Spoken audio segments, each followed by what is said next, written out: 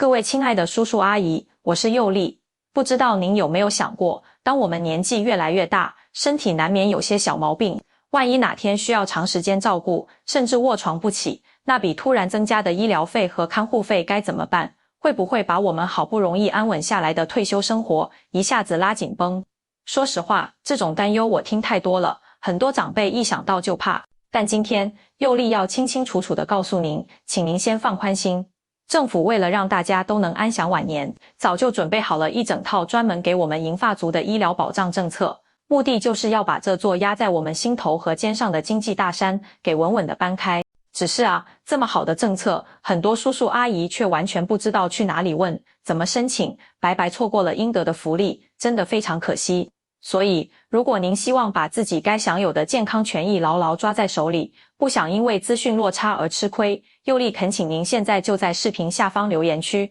打出健康长寿4个字，为自己也讨个好彩头。同时，也请您一定要点击订阅按钮，顺手把旁边的小铃铛点亮，再给这期视频按个赞。这样一来，您就不会错过健康永驻频道之后为您准备的每一期实用的养老钱货。佑丽会把复杂的政策条文变成您一听就懂的家常话。我们首先得明白，这一整套政策可不是头痛医头，脚痛医脚，它背后有一套很清楚的逻辑，主要就是3句话：预防优先，保障兜底，分类施策。什么意思呢？就是说，政府不光管我们生病了怎么治，更希望我们最好别生病，或者晚点生病，少生大病，所以花了很多力气在教我们怎么保养身体，怎么早期发现问题。那如果真的不幸生病了，特别是生了大病，政府也会通过经济援助来帮我们兜底，不让一个家庭被医疗费压垮。而且他们也懂，每个老人家的情况都不一样，有的是低收入户，有的行动不便，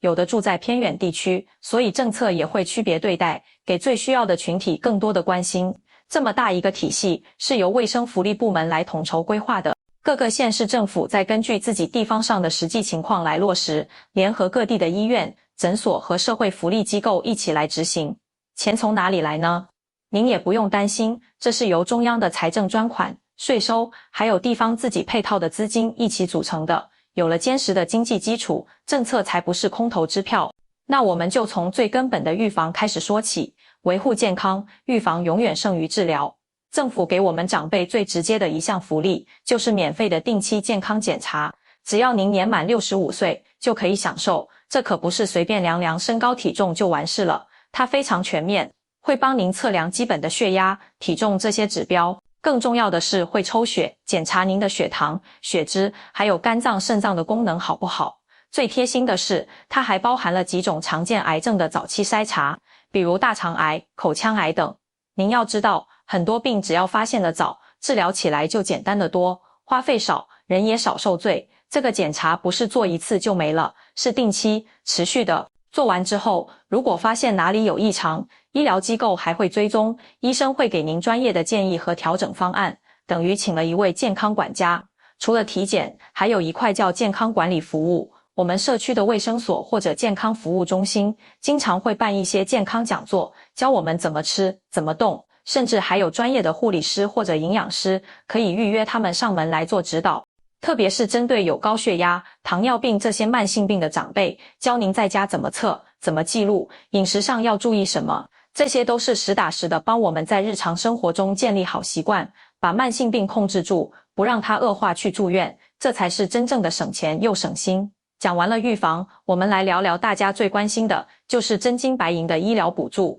这里面有2项福利特别实在，佑丽要重点跟您说清楚。第一项是假牙补助，您可别小看牙齿，牙口好才能吃得好，营养跟上了，身体底子才棒。但一副假牙做下来，动辄好几万甚至10几万新台币，对很多家庭来说确实是笔不小的负担。所以，政府推出了全台湾统一的补助标准，根据您口腔的状况和需要装置的是全口假牙还是半口假牙，补助的金额通常在几万元新台币。如果之前装的假牙坏了需要修理，也可以申请维修补助。具体怎么申请呢？通常需要您先去指定的医疗机构，让牙医做一个口腔筛查和评估，审核通过后就可以获得补助。这里佑丽要提醒一个关键点，除了中央的标准，很多县市政府自己有加码福利，比如在台北市这样财政比较好的地方，如果长辈是中低收入户或者有身心障碍证明，补助的额度会更高，甚至连固定式的假牙，比如牙桥也可能有补助。所以您千万不要只听一个大概，一定要亲自去问，或者让家人帮忙，打电话或去一趟您户籍所在地的区公所、社会科或卫生所，问清楚您自己符合什么条件，能领多少钱，这笔钱可是实实在在能减轻负担的。接下来就是标题里提到的可能高达21万的补助了，这是什么呢？这就是重病住院看护补助。家里有长辈住过院，特别是生重病需要长期住院的家人一定懂，请一个专业的看护，一天就要2-3千块，一个月下来就是6-7万，这对普通家庭来说简直是难以承受之重，很可能一下子就把积蓄掏空。针对这个痛点，政府对于公费入住福利机构的低收入长辈设有专门的看护补助金，它是按天计算的，每天补助金额大概在1800元新台币左右。您算算看，如果确实需要长期看护，一年累计下来的最高补助限额确实可以超过20万，达到21万左右。这笔钱对于困难家庭来说真的是雪中送炭，能防止一个家庭因为一场大病而陷入贫困。当然，申请这项补助审核会比较严格，需要医院开具的相关证明和家庭经济状况证明，确保宝贵的资源用在最需要的人身上。政府也特别关注那些更需要帮助的群体，体现了政策的温度和公平。比如对于失能老人，政策重点解决他们看病难、护理难的问题，不仅是生活照顾，更包括医疗护理。政府会补贴医疗机构，让医生、护士可以到家里来提供换药、复健等服务，或者补助交通费，让家人可以带老人去社区的复健中心做训练。对于原住民长辈，考虑到居住地和健康状况的特殊性，也有专门的医疗服务计划和补助，确保他们也能享受到公平的医疗资源。为了让我们老人家看病更方便，基层医疗的支援政策也在不断改进。很多医院都有老人优先的挂号和看诊通道，省去我们长时间排队的辛苦。社区诊所现在也流行家庭医生签约服务，就像您的健康顾问，可以电话咨询，必要时也能上门问诊。在报销医药费的时候，流程也简化了很多，很多地方都可以在医院直接结算，不用我们拿着单据跑来跑去。而且政策还有一个巧妙的设计，鼓励我们尽量在社区医院、诊所就近看病，因为在这些基层机构看病的自付额比例会低一些，报销比例更高。这既方便了我们，也让大医院能腾出资源给更危急的病人，可谓一举两得。那么这些政策到底效果怎么样呢？从数据上看，确实很不错。愿意去做定期体检的长辈一年比一年多，大家的健康意识提高了，通过早期干预，像高血压、糖尿病这些慢性病的控制率也在提升。经济方面，像重病补助、假牙补助这些，实实在在的帮很多家庭扛住了压力，让不少经济不宽裕的长辈也能看得起病，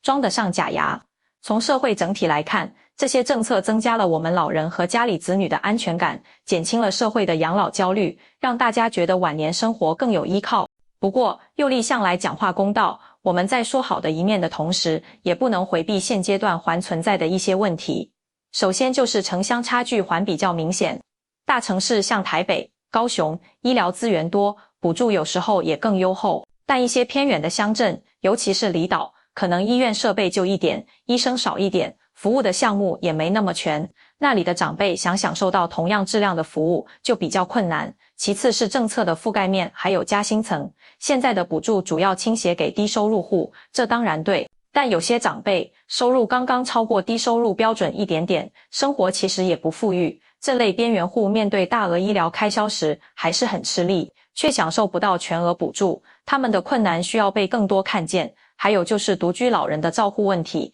一个人住，生病了没人及时发现，这非常危险。最后，各个服务环节的衔接还不够顺畅，医院管治疗，出院后社区的复健和居家护理如果跟不上，老人恢复不好，很可能又得送回医院，这既折磨人，也浪费医疗资源。有问题不用怕，关键是要去解决。针对这些情况，专家和政府也在积极想办法。比如要加强区域间的统筹，让大城市的优质医疗资源通过远程会诊、医生下乡支援等方式帮助偏远地区。对于加薪层长辈，未来可能设计更细致的阶梯式补助，根据实际困难程度给予不同比例的帮助。还要大力推动建立统一的电子健康档案，让您从医院到社区，所有的病历信息都能衔接，不管到哪里看病，医生都能快速了解您的全面情况。至于钱的问题，未来除了政府投入，也可能会鼓励社会慈善力量加入，形成多元化的保障，